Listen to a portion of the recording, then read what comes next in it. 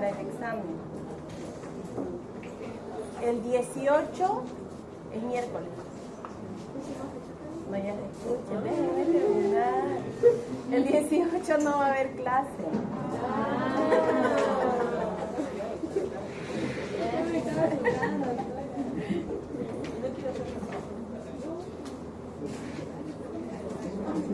Y el martes no dijimos miércoles, ¿no?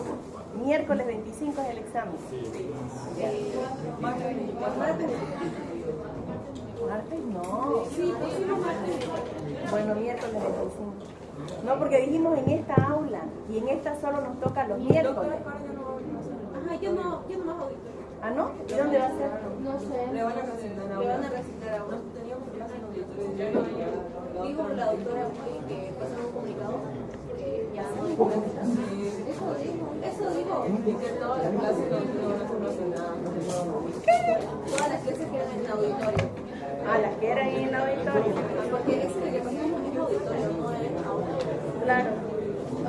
Pero es que antes iba a ser virtual, ¿no ves? Pero puedes preguntarle a un padre. ¿A qué habla de la Los martes. Para que no se No, tenemos lectura. Siempre cariñito.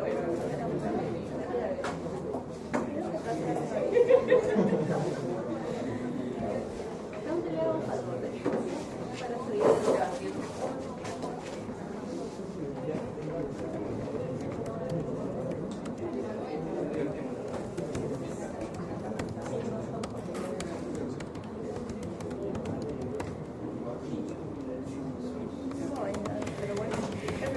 Pero no hay nada.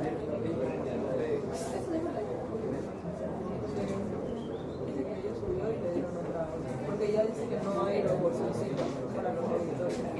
Que ya lo explicaron. Ya, entonces, Pregunta ahora, doctor. sí, voy a preguntar.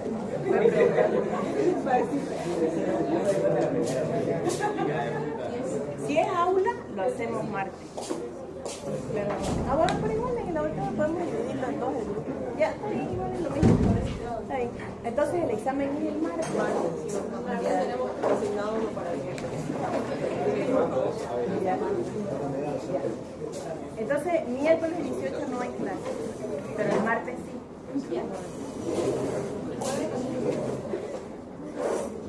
No puedo, yo porque estoy en el hospital. ¿A la práctica?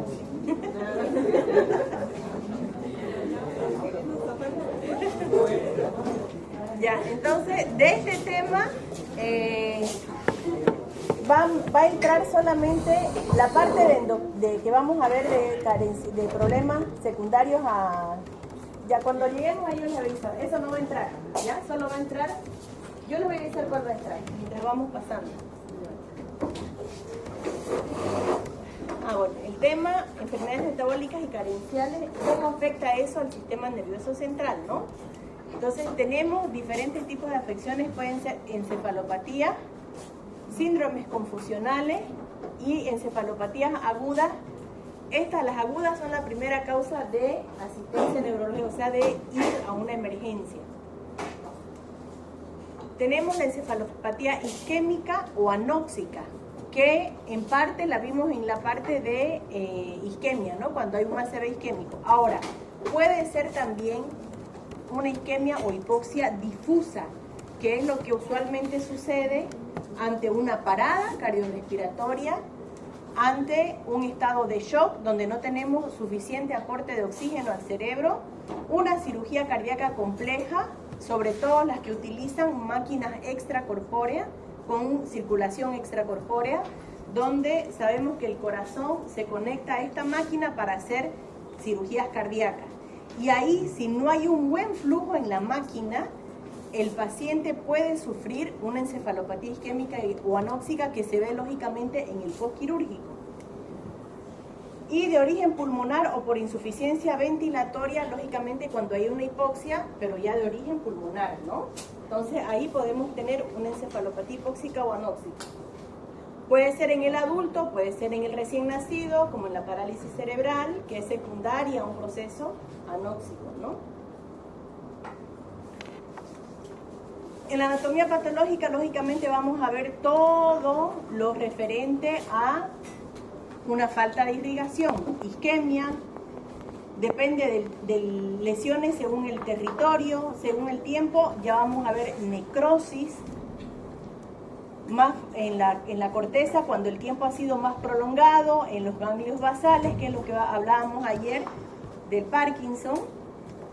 Más resistente es el tronco cerebral y la médula espinal.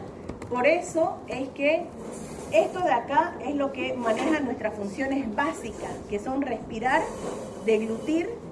Entonces, mientras, por ejemplo, igual, en una reanimación cardiopulmonar que se hace durante mucho tiempo sin buena oxigenación, a veces los pacientes salen del paro con buen ritmo cardíaco, pero con mala perfusión cerebral y pueden quedar en estado vegetativo persistente, ¿no? ¿Por qué? Porque la corteza ha sufrido isquemia, pero esto, que es lo más resistente, no. Entonces el paciente puede quedar sin toda la parte de corteza y solamente respirando y deglutiendo, ¿no? La patogenia, cada 100 gramos de tejido encefálico requiere 50-75 ml por minuto de sangre, pues sabemos que el oxígeno circula por la sangre. Si esto baja, tenemos un área de penumbra que puede ser reversible con un buen tratamiento, en terapia, lógicamente. Y si es menos de 10 ml, ya es la muerte neuronal, que nos va a dar isquemia, nos va a dar necrosis y lógicamente el déficit neurológico. Esto es lo mismo que estamos hablando.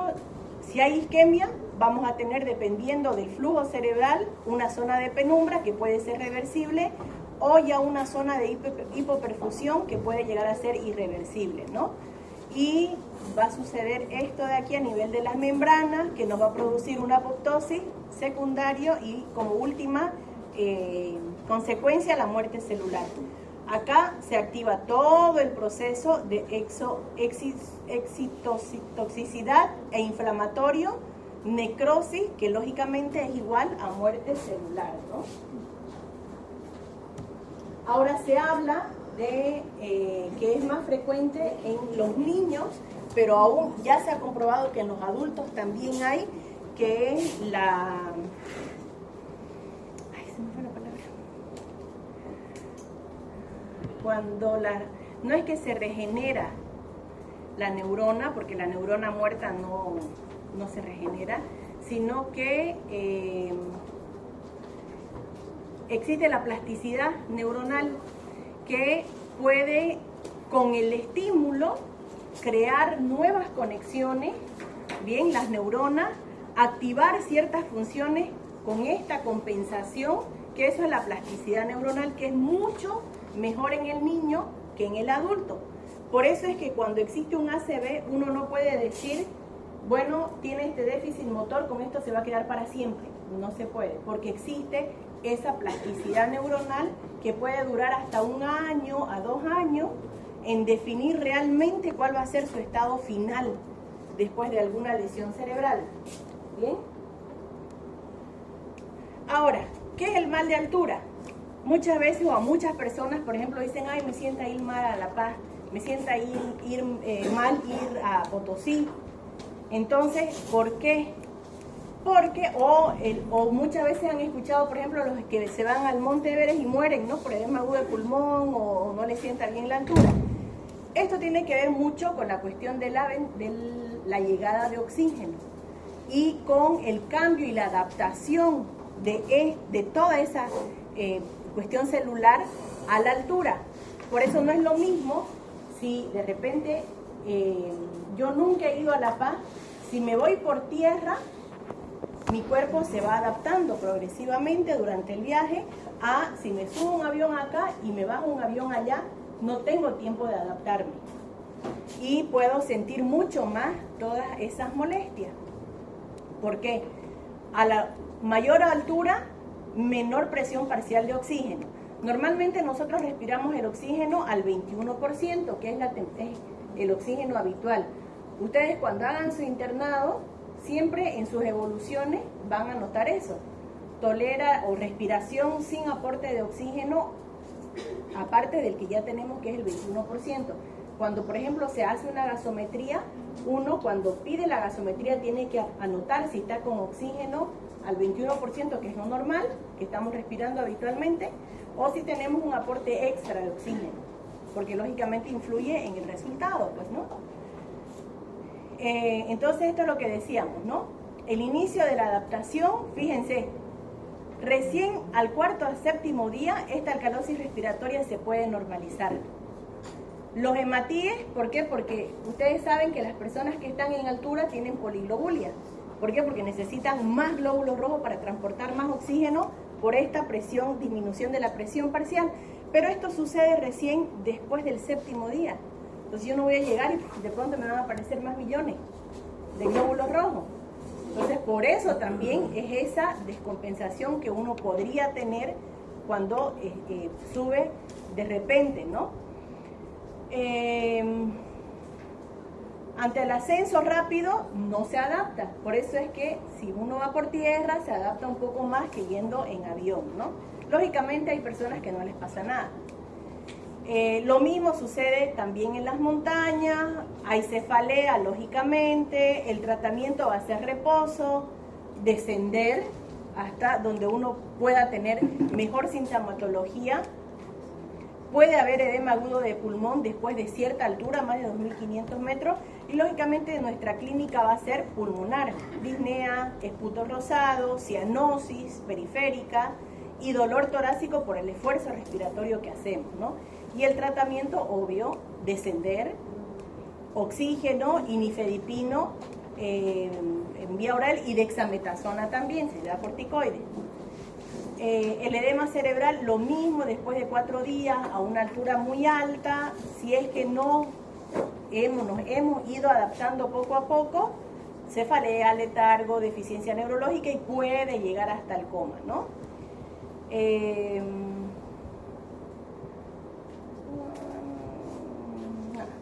Eso.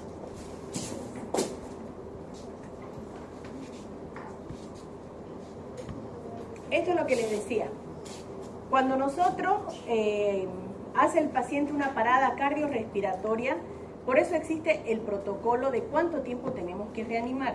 Después de ese tiempo ya se declara al paciente en óbito. No podemos reanimar 2 horas, porque lógicamente no vamos a tener paciente, vamos a tener un corazón de repente, y peor si la persona es joven y sana, solo un corazón que va a latir con una persona con muerte cerebral que va a estar conectada a una máquina. ¿Y no se puede utilizar eso para donar órganos? Se puede, siempre y cuando la persona haya declarado que quería ser donante.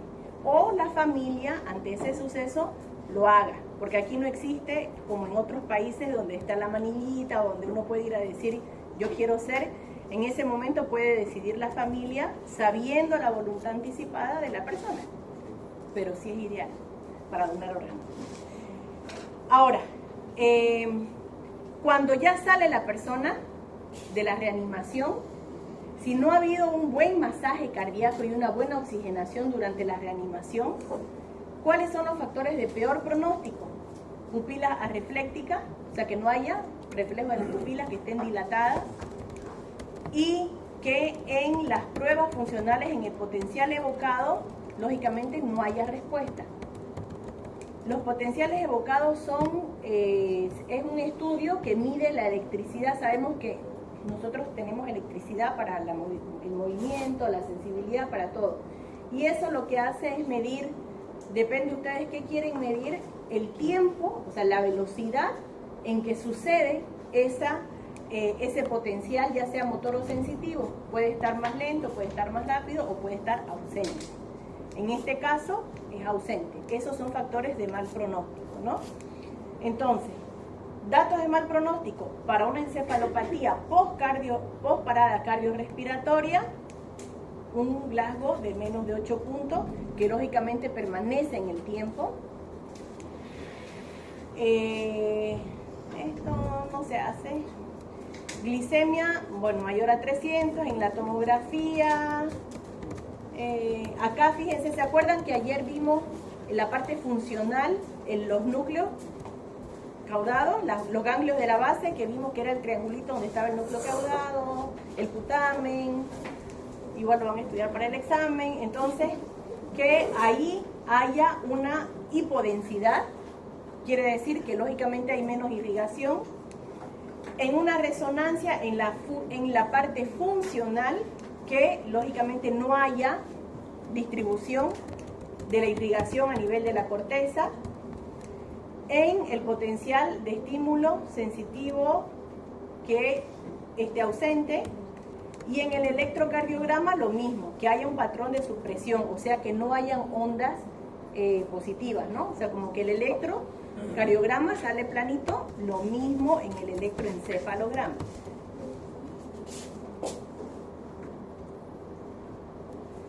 Y el tratamiento, lógicamente, restauración de la circulación cerebral, revertir el efecto causante, ya sea convulsión, dijimos que las convulsiones, peor si es un estatus epiléptico, causaba hipoxia, revertir el efecto causante, control de glicemia e hipotermia inducida. ¿Por qué? Porque esto baja el metabolismo. Hasta que nosotros podamos tener ya un buen funcionamiento de la causa que haya llevado a la hipoxia, puede ser que se haya atragantado, puede ser, dijimos, pulmonar, dijimos parada cardíaca, hay que ver qué le produjo la parada cardíaca. Hasta revertir todo eso tenemos que cuidar el cerebro, ¿no?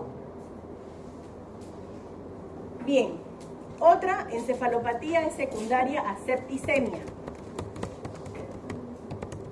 Más del 50% de los pacientes con septicemia van a presentar astenia, anorexia, cuadros confusionales por todo el proceso inflamatorio que hay debido a la sepsis.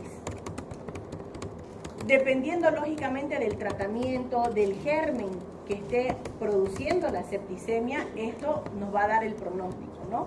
Y lógicamente, dependiendo del tratamiento más oportuno, va a depender también el pronóstico y de la patología de base que tenga el paciente. Bueno, es lo mismo en una persona joven que haga una sepsis a un paciente diabético con insuficiencia renal crónica, que esté dializando, o un inmunodeprimido. Entonces, lógicamente va a depender también de la patología de base, ¿no?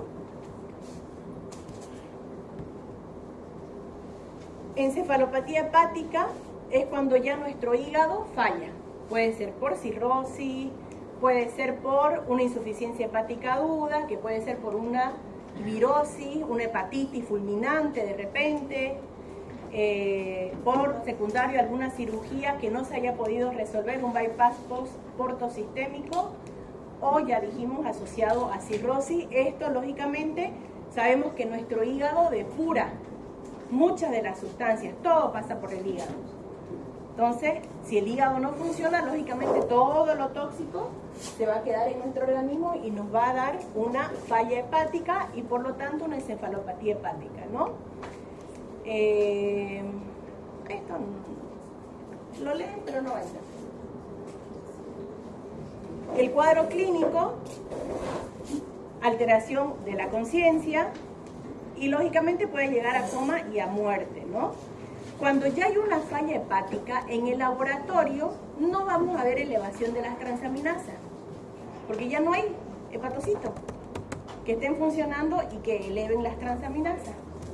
En los cuadros de cirrosis, donde ya está la cirrosis avanzada, ya no hay alteración de las transaminasas, sí de las bilirrubinas, porque no hay el intercambio, bien, de la directa a la indirecta, de la indirecta a la directa y la eliminación, eso no hay.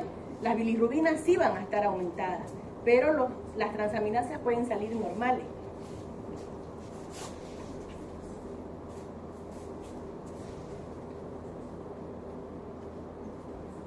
Y lógicamente el amonio va a estar elevado, pero siempre tenemos que descartar también otras causas, por eso se pide tomografía, ¿no? Para ver si no hay otras lesiones, además que el hígado también se encarga de la parte de la coagulación.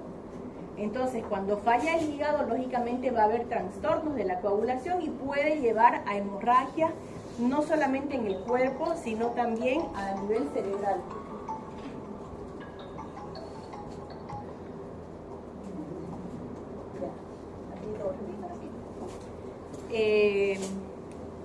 Diagnóstico diferencial, encefalopatía urémica. Secundaria, ¿qué es la encefalopatía urémica?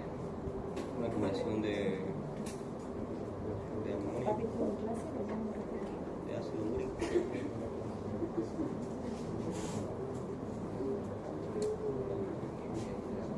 ¿De qué origen? Urea renal. Renal, exactamente. Bien. Séptica, ya dijimos. Hipóxica, o sea, todo lo que nos pueda causar encefalopatía hipóxica de otro origen es nuestro diagnóstico diferencial. O sea, tenemos que descartar todo eso, ¿no? Tratamiento, corregir el factor precipitante si es posible. Cuando ya no hay hígado en una cirrosis, ya en el último estadio ya no hay solución. Pero puede ser, por ejemplo, un paciente con una cirrosis grado 2 que por ahí se descompensó por un proceso infeccioso, o por ahí hizo hipoglicemia, o de repente está séptico y se puede corregir esa causa, ¿no? La lactulosa, ¿qué es la lactulosa? Sí, pero Es un osmótico. que produce, Orina. No, es para Ese. ajá, es un laxante que lo que hace es eso, nos ayuda a bajar el amoníaco. Entonces vamos a tener menos amonio porque vamos a estimular la excreción de eso por medio de la lactulosa desde el intestino. Por eso es que muchas veces van a ver que los pacientes con cirrosis están con lactulosa, exactamente. La rifaximina, este también es un medicamento que pueden verlo como antibiótico, pero en realidad lo que hace es lo mismo. En el hospital recién vimos un paciente que tenía alguna enfermedad hepática y le estaban dando dextrosa por la sonda nasogástrica. Funcionaría parecido con el mismo... Ajá. Sí. Es lo Ajá. mismo, básicamente. Además hay que ver si de repente también no estaba haciendo hipoglucemia. Ajá. ¿Por qué? Porque el hígado también se encarga de la gluconeogénesis, ¿no ves? Entonces, si no hay hipoglicemia. Y bueno, otras medidas dietéticas como ser, por ejemplo, eso, ¿no? El aporte de azúcar. Bien, y ahora lo que decíamos, encefalopatía urémica. Este no va a entrar, ¿por qué? Porque lo vamos a ver cuando veamos la parte de renal. Bien, pero es uno de los diagnósticos diferenciales y una de las complicaciones también de las diálisis, y peor si es a largo plazo. Ya existe una encefalopatía a consecuencia de las diálisis, porque todo el proceso de la diálisis no es simple. Nosotros durante la diálisis podemos tener muchas descompensaciones, porque no es solamente sacar y poner la sangre y que se lava nomás con agüita, o sea, no es así, es complicado. Podemos tener desequilibrios hidroelectrolíticos, lógicamente hay anemia porque perdemos también glóbulos rojos durante las diálisis. Entonces no es sencillo, no es nomás, ay, no me cuido, soy diabético total, no voy a dializar. No es así. Ya, entonces esto no. Esto lo vamos a ver después cuando nos toque toda la parte de renal. Y esto cuando nos toque la parte de endocrino. Exacto. Doctora, esta parte no entra. Solo hasta hepática. Ajá, porque hígado no vamos a ver. Y esta sí. Encefalopatía hipoglucémica, lógicamente es una emergencia médica. Pues si no corregimos la hipoglucemia, el paciente puede fallecer. ¿Cuáles son los síntomas? Mareo, sudoración, desequilibrio, alteración de la conciencia. Puede llegar a convulsionar la persona por hipoglucemia y lógicamente la muerte. Tratamiento, corregir la glucosa.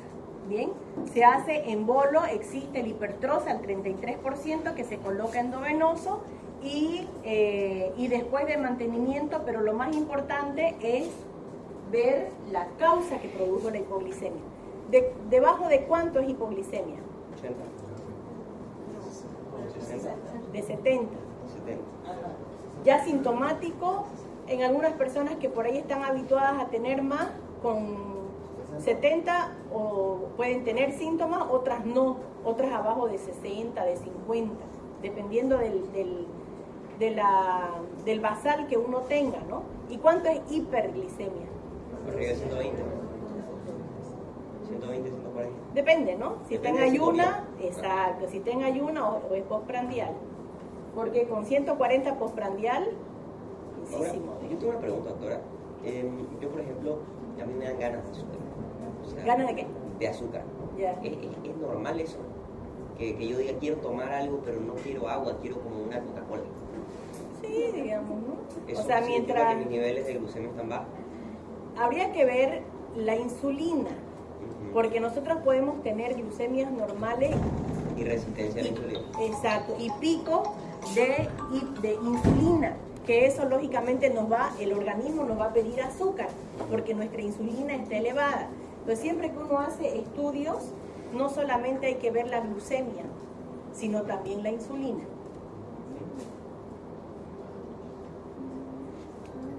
Más frecuente en la diabetes tipo 1, donde vamos a tener por la apoptosis celular hiperglicemia, ¿no?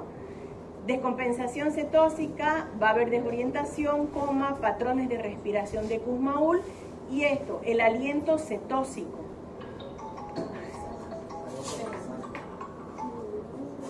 ¿Hola?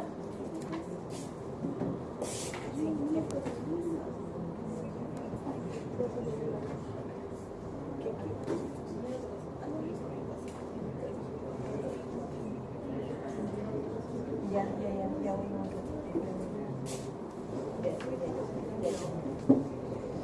ya, entonces, Doctora, esto se ve en una cetoacidosis. ajá. Entonces, va junto, digamos, la cetopatia, la hiperglicemia. No. O sea, puede haber hipoglicemia sin que haya cetoacidosis. Esta es una de las causas. Hiper. Estamos diciendo, ajá, hiper. Antes hablamos de hipo. Esta generalmente casi siempre es en la cetoacidosis, pero también, como vamos a ver en la parte, esto lo vamos a ver en diabetes, porque el coma hiperosmolar también da hiperglicemia y no cetoacidosis. Sí, ¿verdad? Que lo vamos a ver. No entra. Sí, ya va. Este no lo vamos a ver. Este va a entrar.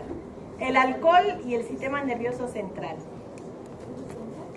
Es una droga legal que lógicamente tiene consecuencias a largo plazo, como ser la cirrosis, encefalopatía, además, lógicamente, absentismo laboral, accidentes de tránsito por manejar en estado de ebriedad, agresiones, abusos sexuales, maltrato y sobre todo desnutrición por carencia de vitamina. ¿Bien? ¿Qué es lo que produce el etanol en el sistema nervioso central? Sabemos que se absorbe en el estómago y en el intestino, circula por la sangre y es detectado a los 5 minutos después de la ingesta. O sea, que pasa directamente a la circulación. Ajá. Con concentraciones máximas entre los 30 a 90 minutos de haber ingerido. Bien, el receptor ácido gamma aminobutírico, que es el GABA, y el canal de cloro son los lugares donde más actúa. Por eso es que rápidamente uno tiene síntomas, porque rápidamente se absorbe gracias a este receptor. Propicia la transmisión GABAérgica inhibitoria, entonces puede darnos ataxia, incoordinación, sedación por intoxicación aguda, ya con niveles de haber tomado bastante, y puede llevar a la muerte.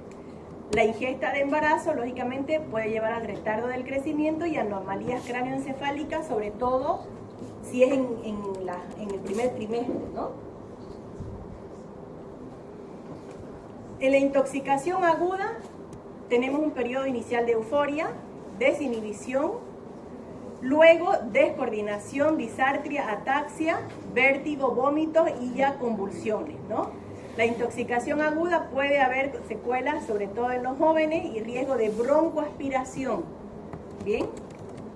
Y esto es en serio, ¿no? Hay personas que han fallecido porque llegaron borrachos, no hubo quien les dio la vuelta en su cama porque se vomitaron y se broncoaspiraron y los encontraron muertos. Las manifestaciones neurológicas, Aquí fíjense, según el grado de alcohol, tenemos todas estas hasta llegar a la muerte, ¿no? Y esto hay que tener mucho cuidado en la emergencia. ¿Por qué? Porque a veces llega un borrachito que uno no le da bola y le pone un suerito y le dice ya que duerma su borrachera. Y después cuando van y lo examinan de nuevo,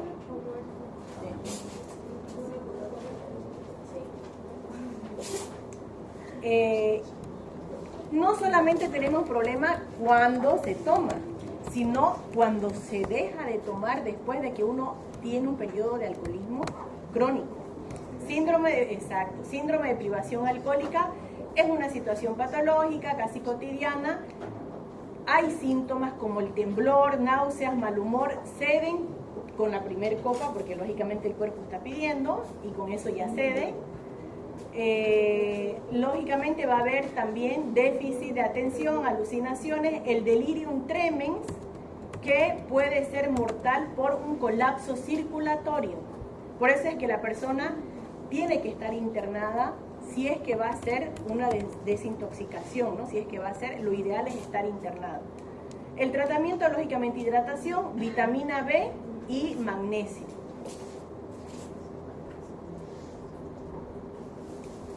La crónica, una de las causas más importantes de degeneración cerebelosa adquirida.